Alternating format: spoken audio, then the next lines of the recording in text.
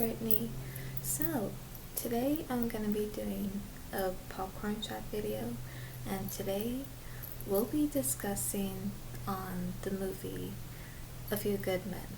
So, it was released in theaters on December 11th, 1992, directed by Rob Reiner, and the story and played by Aaron Sorkin. And this is just such a really great movie, and for those who are new here, welcome. Um and and just to let you know what Popcorn Chat is, it's it's a series on my channel. It's basically a movie discussion video, where I go in a little bit more depth of the movie, the story, and everything else of the movie. So, yeah, that's what it is. So stick around and hope you enjoy. So, of course, in this story, yeah, it is based off the play by Aaron Sorkin, and in this story, as we all know, that these two Marines were given an order of a code red, and they went into Santiago's room and beat him up. But they beat him up in such a way where it went too far. They put a rag into his mouth, but it went deep into his throat, and they taped him with duct tape.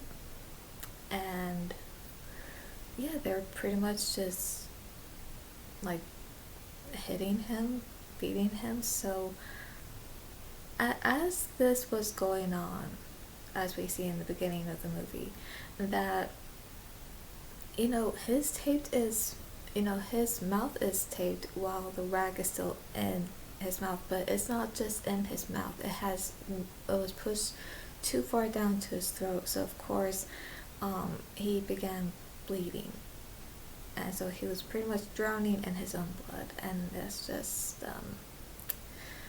awful, very awful. And from what we know later on is that when that was happening and he was going through that, it was called lactic acidosis. So it's where oh, I'm trying to remember here, having a little brain fart at the moment. So what it is that it's actually where the muscles and cells are burning sugar instead of oxygen, and that's what happened. And I don't think I've ever heard such a thing until watching A Few Good Men, and just hearing that of when you hear that later in that scene, when Kevin Bacon's character is asking the doctor this question of how long does it take for their muscles and cells to be burning sugar instead of oxygen. And I think the doctors told him, what, 20 to 30 minutes? I believe that's what he said. In case if I got that wrong, let me know. But yeah, wow. So yeah, that's what happened, and oh, I feel so bad for Santiago. And so when he had died like that, so Dawson and Downey were framed. Yeah, they were the ones who were framed for his death. Even though when they had did the code red on him, that it was not their intention to kill him. It was only to beat him up, to toughen him up. But if you ask me, I just don't think that's right. I don't think to beat someone up, no matter how you may beat them up, that I don't really think it's gonna make them tough enough just for them to do their job of what they need to do their duties and to do their training on the base. It just, just doesn't seem right. It just seems like, not just seems like, but it is, of course, in fact, abuse. And it's the kind of abuse where where it's just wrong, and you don't go beating someone up to toughen someone up, because that's not gonna do anything. It's just gonna make it worse. So, and so of course, Dawson and Downey are, in fact, they're being sent to Washington, and so Tom Cruise, Lieutenant Caffey, and Demi Moore, Lieutenant Commander Galloway, they are lawyers for Dawson and Downey to defend them, and of course they, they're like doing their job, and the cast is great, by the way. I love the whole cast. They were just amazing in this, and so as they're questioning Dawson and Downey, they are telling both Caffey and Galloway that they did in fact went to his room, and they said what they did to him, that they put the rag in his throat and they taped him up, but when they saw that he was bleeding, that they took off the duct tape, and that's when the ambulance came and they were put under arrest. And so that's what happened. It went too far, but they were mostly Tom Cruise was asking them, was it ever their intention to kill him, to kill Santiago? And they told him no. And of course, now Downey, he doesn't really talk as much. I think he talks only when he is being questioned and he feels like when he needs to say something, but it's mostly Dawson that does the talking for him, and for Downey. So, and of course, Dawson has told him that, yeah, they did went to his room and they did what they did to toughen him up, and he even said that when a Marine is not participating, that's when others will beat someone up if they're not putting a lot of effort or they're not participating into their training.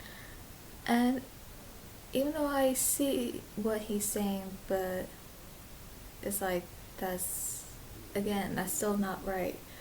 And so he even had told Tom Cruise that it was not their intention to kill Santiago, but when they had realized it had went too far, and then they were arrested for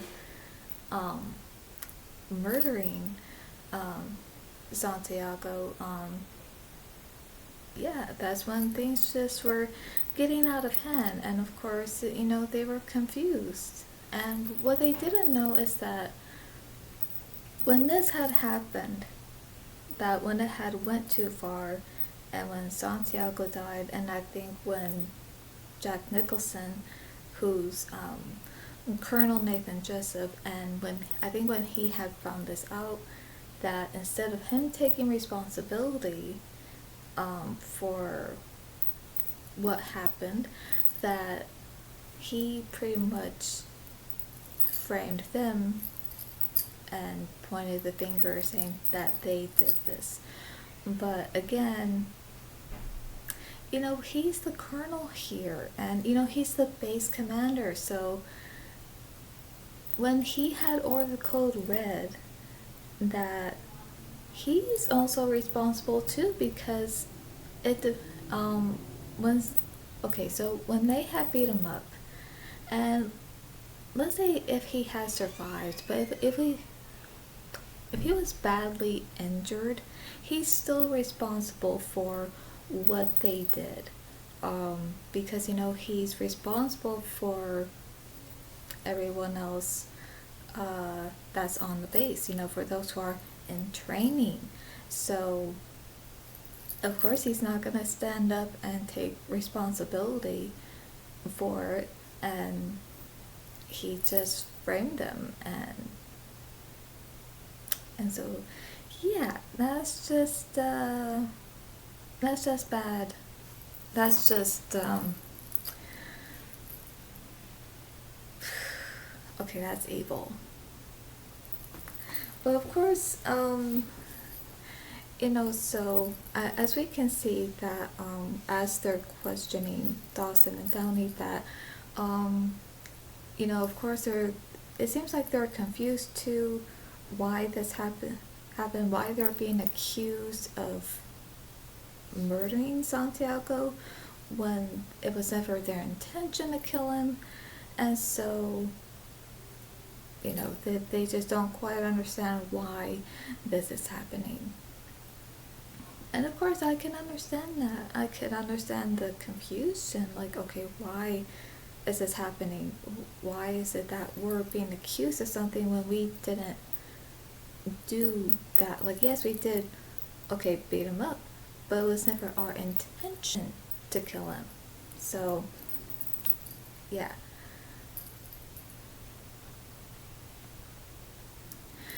And then of course, Kevin Bacon, he is the judge advocate division, and of course we get Kiefer Sutherland, who is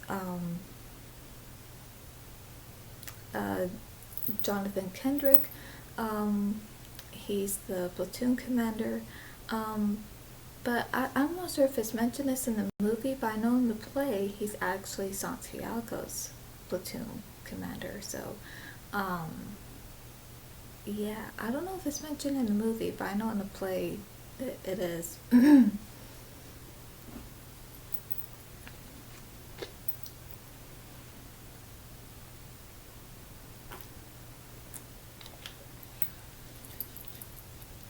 So, and of course, I feel like there's just some scenes that are just quite important here. So we're just gonna go a little bit more into depth here of the story itself. So I think what's important to take note of is the scene where it's the flashback scene. Now at first, for a long time I thought, is this a flashback scene or is this still in the present? Because I don't know here, but I did watch a video which in fact did say that it was a flashback scene. So the scene where you hear Santiago reading his letter, mostly he's writing the letter, but we hear him talking, and so as we hear him as he is writing this letter, he has mentioned that he has not felt so good during his training, where he has actually felt dizzy and nauseated, and that there was a point where his sergeant grabbed him, like as he's running down this steep hill, and his sergeant just grabbed him and just pushed him, and that the last thing he remembered, like that was the last thing he remembered, and after that he just passed out, and that's when he was taken to the hospital, but they pretty much told him it was just heat exhaustion. I mean, even though it could have been that, but I think there are other things too going on. So because since Santiago's health wasn't doing so well, yeah, but I can see why, and I'm not sure if he had I do think he had a health condition. I just don't know what kind of health condition that is, because I know there are different kinds. So as he is still reading this letter out loud, as we hear him in the movie, at some point then later we hear Jack Nicholson reading his letter, and then he gets to the point of the letter where he's saying, um, he's asking him, I'm asking for your help, um, for him to be transferred off the base. But then he says, he would like to provide information, um, for in order for his transfer off the base. So it was something happened where that there was an illegal fence line shooting that occurred on August the 2nd. So after he's done reading Santiago's letter, that's where he is. We can see he's not happy after he's reading this letter. So he says, "Who the f is PFC William Santiago?" And that's where Keeper Sutherland tells him who he is. And so after that, he does hand over the letter to Morganson and ask him what he thinks. And so he tells him that he's appalled by it. And so that's where he even tells him, and this is important, but he tells Colonel Jessup here, he tells him that he thinks Santiago should be transferred off the base immediately. He didn't say sometime soon. He didn't say later and let's think about it. He said immediately. And I can see why, because he even said that with him writing this letter is pretty much going to get him into a lot of trouble. And of course, that's what happened here. That so Colonel Jessup said that Santiago broke the chain of command by asking to be transferred off the base. Now, I would just say, not only writing this letter will get Santiago in trouble, especially to be transferred off the base, but I would say considering his health wasn't doing so good and everything, and because I do believe he had a certain health condition where he was just not feeling good and he was just feeling dizzy. He would felt nauseated, and that even when his sergeant pushed him while running down the steep hill, that he blacked out, and that when he went to the hospital, that they pretty much told him it was heat exhaustion. It's like, okay, I don't think it was just that. I think there was other things that maybe they didn't want to tell him. That's what I believe.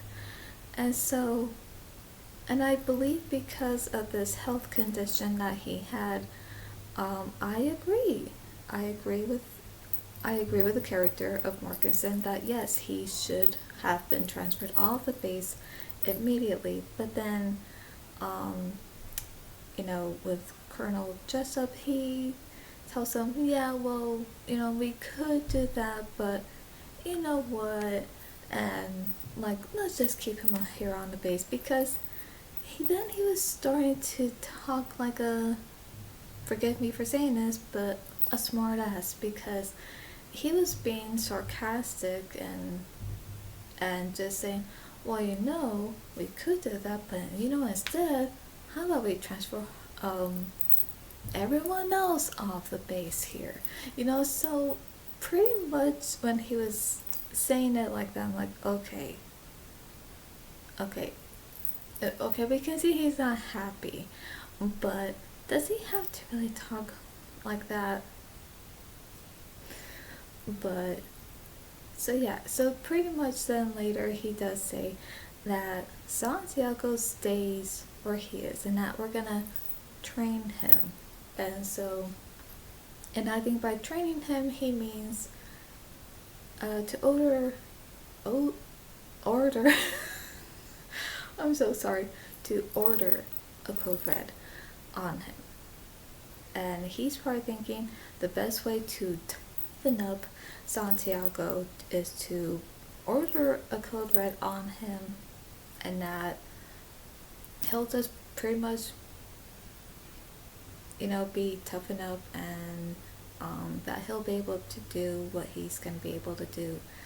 But what he doesn't know is that, because he put Kendrick in charge, so when he did, he says something like, Santiago doesn't make 4646 on his proficiency and conduct, and yeah, that's when he said, yeah, he said that. So I'm curious about that. What is 4646? What does that mean? That's something I'm still curious about.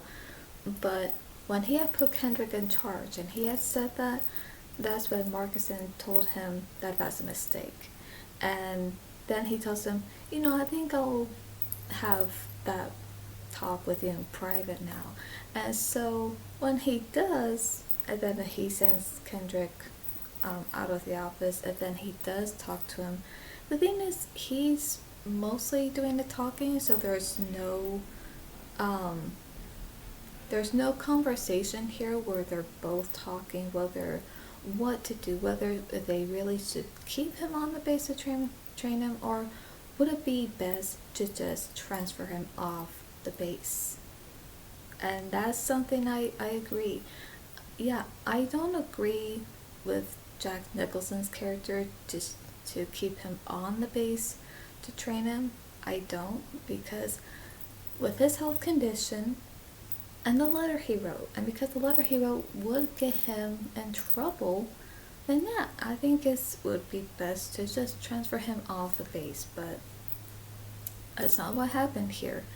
And so after at some point, then it just doesn't go so well.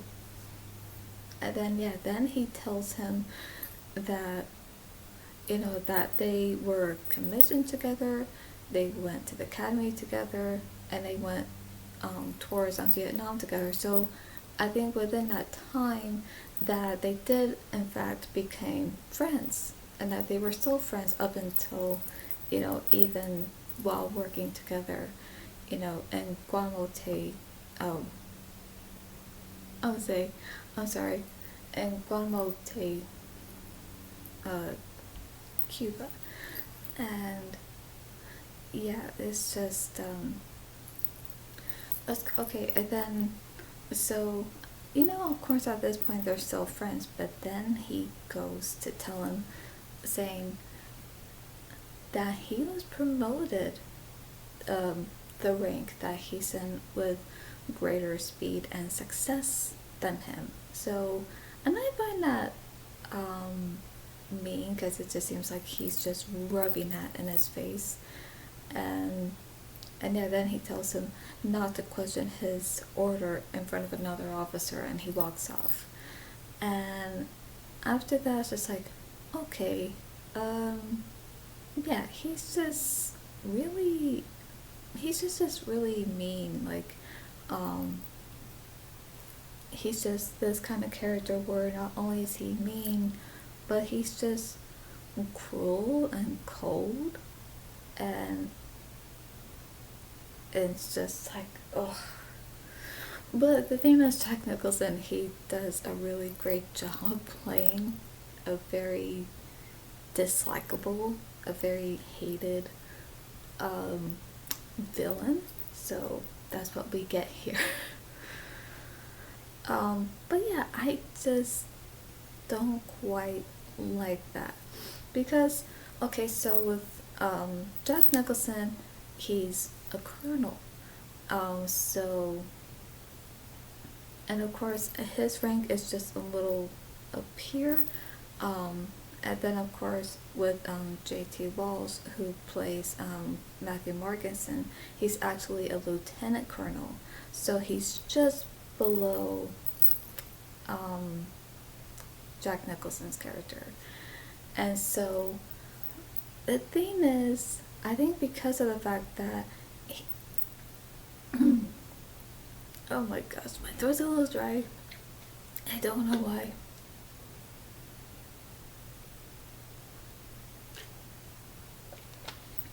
so sorry. Um, so I think because of the fact that that Colonel Nathan Jessup has this rank where it's just above Matthew Markinson, I think to him he's thinking um, that because of the position and rank he's in, that he pretty much feels like that he pretty much has all this power and control that he could do whatever he wants, and that he doesn't even take any responsibility not for what he does or says, his actions and his words, and he doesn't take any responsibility for anyone else, not even for the Marines, of what they do, of their actions or their words. And it, to me, he just seems as very crooked, very corrupt, just this very cold and cruel colonel, who just, like I said, this doesn't take any responsibility for himself or for anyone else for that matter. And it's just, you know what I mean? It's just like, oh gosh, like, it's just one of those characters I think you like to hate because of how dislikable a villain is. And it's like, it like, there's just some villains where they just make you so mad, where you just feel like you want to give them a piece of your mind if you could. But then later when Lieutenant Cappy, Lieutenant Commander Galloway, and when who else was there? Someone else was there with them. I can't remember. Oh well. Oh yeah, and Lieutenant Weinberg. Since when they flew out to Guanamote, am I saying that right? Okay, I'm sorry. Yeah, somehow I've been having a brain fart, so actually, correcting myself here, but it's actually Guantanamo Bay, Cuba. I apologize. Um, so yeah, when I had went there, that they were there to talk to them about Santiago. And so what's important here at this scene as well is that as they are talking to them, that Colonel Jessup just flat out lies to them right in their face. And so he tells them that he, Markison, and Kendrick all agree to transfer Santiago off the base, and that they felt it was, best to transfer him off the base. And so, then that's when Tom Cruise, Lieutenant Cappy, where he is asking that question, he's asking, so he was sent to be transferred off the base. Now, of course, at this point,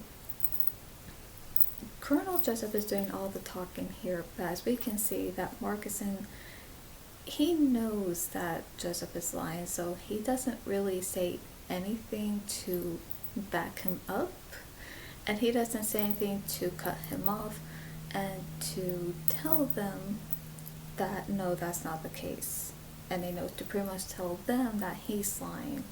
So of course he doesn't say anything because I think he knows he could probably get in trouble to say anything about it. So I think he's just like anxious, but at the same time just probably feeling maybe a bit scared to even say anything, since they're right there, talking to them. So, and then Jessup tells them that when they had all agreed to transfer him off the base, which is a lie, and that he said that which they had found out it was 5 hours too late. That it was until 5 hours later that was too late to have done anything, because they had found out by then that he had died. And so, yeah, that's what happens. And so, yeah, he just completely lies to them about that. And he, we can see that he's just not, of course he would do anything to lie about this. And so, as they're talking, it's like, okay, so, things are just kind of going interesting here, but then, yeah, then as he, as Lieutenant Caffey asked him for the transfer order, then we can see where he is getting upset, and we can see that he tells him, he has to ask him nicely. And so as he's saying to him what we hear him saying, of course he just sounds very mean about it. And so, of course, of that scene when I won't repeat what he said, but when he said what he said, we can see that he has this look like, I can't believe he just said that. So, yeah, at some point after having that conversation, then of course they went back to Washington, and so after that, but sometime after they left, Marcusson left. He left sometime after they left UA, unauthorized absence. So that's what happened. But as we see later, which is also important to hear and to take note of, is that he meets Lieutenant Caffey in secret. And what I think is kind of funny is that he actually sneaks into his car, to the back of his car, and so as he starts driving, he gets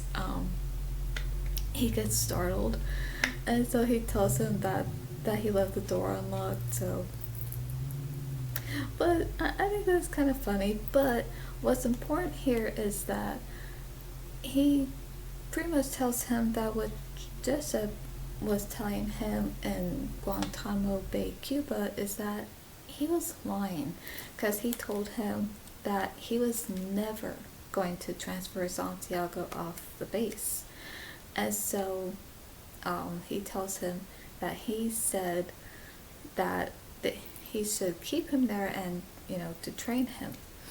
And then he tells him that I saw your signatures, on the paper, on the document.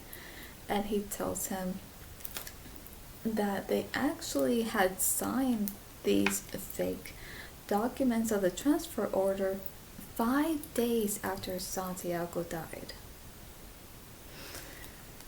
And so that's when Lieutenant Caffey, he tells him, like, because of what he had told him, that he's gonna put him on the stand, and he's gonna testify in court. I think, what was it, in 4 days? So yeah, it just shows where, he even tells him that he wants to let him know that he's not happy with what he has done or what he's doing. And so, and the thing is here, because like I said, there are just many scenes here that are quite important to take note of. And that's another thing too, which I'm wondering, like, why? Why is it that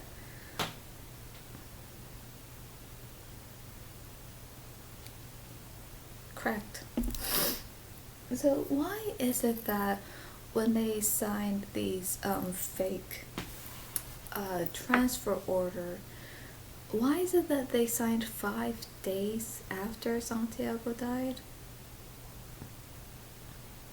Wait a minute, because he said it was 5 days after Santiago died, but it was also they signed those documents the same day they arrived there.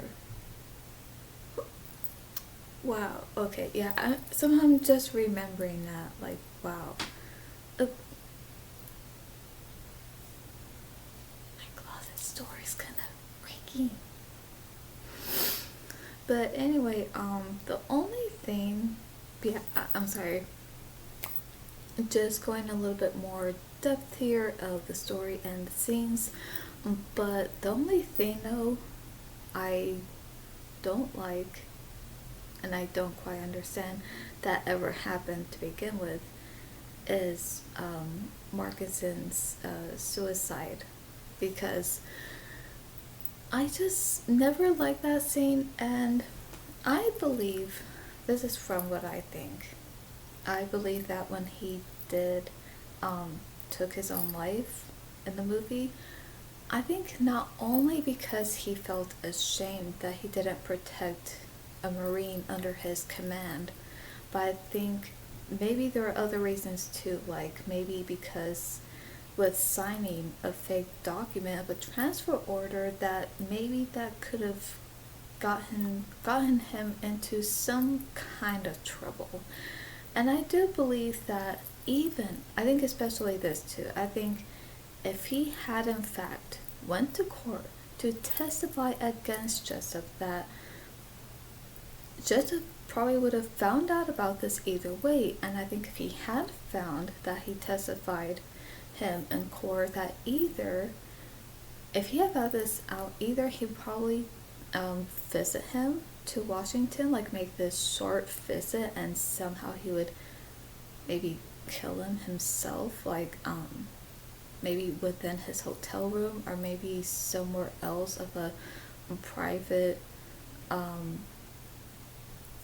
maybe more of a private secret meeting that would probably take place somewhere else. So maybe that would have happened. Or either if he would not go there to maybe talk to him, to confront him, or to kill him, Markinson himself, but maybe he would have hired someone, that maybe he would have hired an assassin to assassinate Markinson.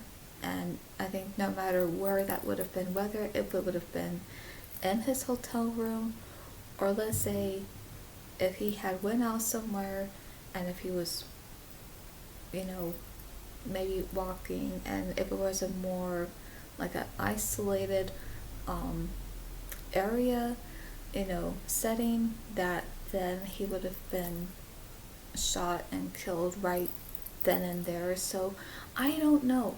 I'm guessing it could have been those other reasons, and not just one reason to why he took his own life. But I just never liked that scene. I don't. And in fact, I actually really like the character, because he's a good character, and I think the ranks should have switched between those two. I think in fact it should have been Matthew Markinson who could have been the colonel instead of Nathan Jessup, because then he would have he would be more in charge of what he felt would be best, and the fact that he would in fact transfer Santiago off the base. So I think there could have been a switch there, although that's something I would have done. But the one thing I also would have changed is that the fact that Markinson would not took his own life, but instead he would still be alive throughout the movie of the story, and that we'll get to see him testify. Like, even though Jessup was this long-time friend of his because they went to the academy together, they were commissioned together, and went tours to Vietnam together, I feel like no matter how close friends they were, and even though the fact that they did work together on the Guantanamo Bay base in Cuba, I feel like no matter how close of friends they were, I feel like he could have at least maybe, just at least, I would say the nicest way possible, just to able to stand up, and that no matter how hard it may be, that it would take courage and it would take some guts to go to court and testify against Jessup. And I think that would have been this really great scene to have seen that. And I think there would have been a little bit more information about Jessup that maybe we don't even know about. And I think that the scene would just speak for itself. And I think that would have been great to have seen that. But unfortunately, we didn't get to see that at all. And no, and I don't think there's even a deleted scene of that scene that what we could have gotten. But yeah, that's just from what I think. Like I said, other than that, that's the only thing I would change. But I still think even if we had got that scene, I still think we sort of gotten this very intense, very dramatic scene at the end between Tom Cruise and Jack Nicholson. So anyway, that's all I have to say. But yes, I pretty much do love the story, but I would just change that, and that would be it. So yeah, and the thing is, because Code Red, they actually don't use that term, because Aaron Sorkinson, he actually took dramatic license, and he actually used the term Code Red just to make it sound more dramatic. But actually, so they still do that, but it's not called Code Red, it's called hazing, where they physically abuse a Marine, and they do this physical abuse to pretty much toughen them up. But actually, as I mentioned before, it doesn't make sense, because you can't physically hurt someone, you can't physically abuse someone just to toughen them up. I mean, it's just wrong, and plus, so yeah, so it's called hazing, and so yeah, that's what it is. And so from what I've read is that, because even with these, it's an extraditional punishment. So if a fictional character like Colonel Nathan Jessup actually ordered a Code Red, it would get him into a lot of trouble if that had happened in real life. So that would be like, I think probably the worst for an officer to do. And from what I've read is that for those who do the Code Red, or in this case hazing, to physically abuse someone to toughen them up, it has never been ordered by a high-ranking officer. It's mostly just, I think, other Marines, like those who are in training, and it's just, and it goes unsupervised, and man, that's bad, really bad. So I hate that. I think that's something that still goes on, but I wish that could stop, because physical abuse is just bad overall. You don't do that no matter what the situation is, no matter if you are in fact in the military or not. If you're not, you don't do it. Even if you are, don't go physically hurting someone because you think it's going to toughen them up and it's going to make them focus on their training, because it's not.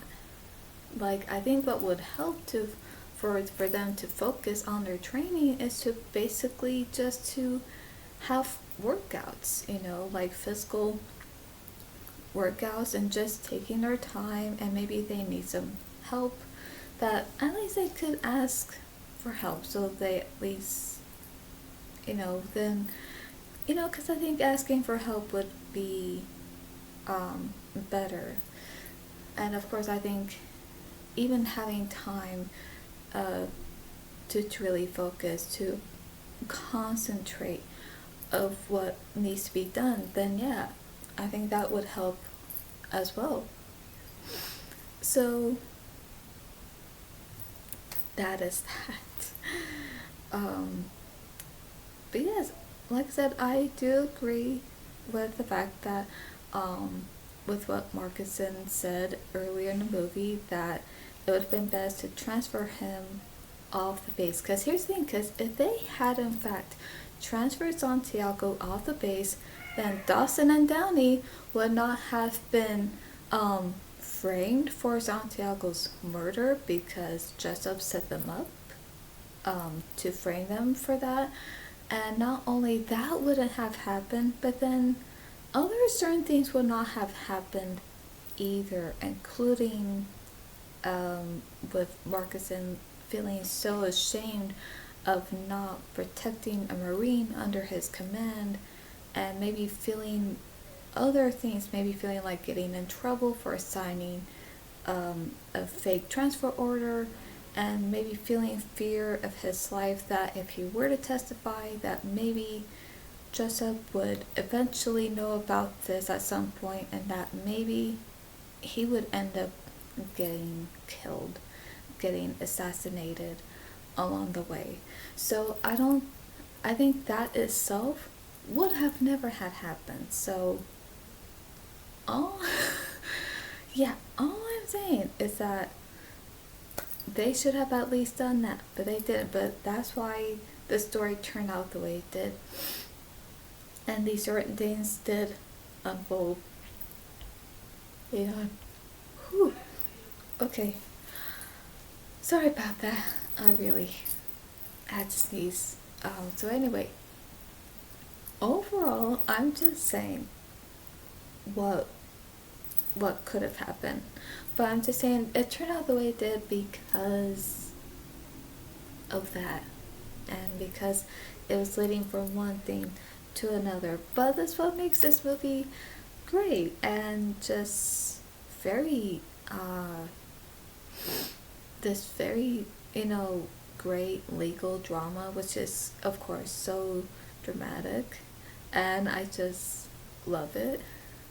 And but again, and I gotta say, because I have went a little further into the story, so I will just say that Rob Reiner did an amazing job directing this movie, and Aaron Sorkin, I would say, wrote the best legal drama story and turned it into this movie, and it's just turned out amazing. And it's, it is in fact one of my favorite movies, and I just love it. And so yeah, I love so yeah, he did an amazing job with the story and bringing it to life into this movie. And I love the cast too. Everyone, they did amazing. Tom Cruise, Kevin Bacon, Kevin Pollak, Demi Moore, Jack Nicholson, Kiefer Sutherland, and of course J.T. Walsh. I love all of them. They all did an amazing job. And I gotta say though, and for those who may not know, because now everyone yes, of course, did an amazing job, and I love their performances. Although, um, I do feel that with J.T. Walsh's character, Matthew Markinson, I do feel that his character could at least, like I said, had lived and could have testified against Jessup. But for anyone who may not know, he's also one of the greatest actors that I've seen, and I've actually seen more. Like, I'm trying to think here. I think I've seen at least 20 movies or 26 at least of his movies. But yes, he was in fact a really great actor who did movies from the 1980s to the 90s. And the thing is, what I don't quite understand here is that he doesn't get enough recognition for, the work that he did, for the roles he did, and the movies he came out in. I would say including this one as well. And so, yeah, and I just want to say real quick here that I just believe that he deserves more recognition because, he was just amazing at what he did. And yeah, if he were still alive today, I think he would be in more movies and even maybe TV shows, and who knows, maybe he would have got the recognition um, um, that he probably would have got, because I know everyone else um, does. Okay, like everyone else in this movie is very well known. Tom Cruise, um, Demi Moore, Kevin Bacon, Kiefer Sutherland, and um, Jack Nicholson. But I feel like J.T. Walsh, he's this underrated actor who could have gotten a lot more recognition than he deserved. And, definitely. So that's all I have to say about that. But yes, I completely believe that, because if you have seen other movies he had came out in, you would just see how great he was as an actor. So yeah, that's pretty much what I have to say about that. And yes, I do like his character in the movie, so that's the only thing I would change of the movie. Because even when it comes to other movies, when it comes to a character taking their own life, I just don't like that, seeing that in general. And plus, that is just never the answer. I feel like no matter what the situation may be, no matter how bad it may be, no matter how devastating a situation might be, no matter how upsetting, no matter just how awful and horrible it may be, that for a character to take their own life, even if it's a fictional character, it's not the answer. Like, there's always, that's just wrong. It's just wrong for that. And, it, no. So, all I'm saying is that there's always something for a character that they can do.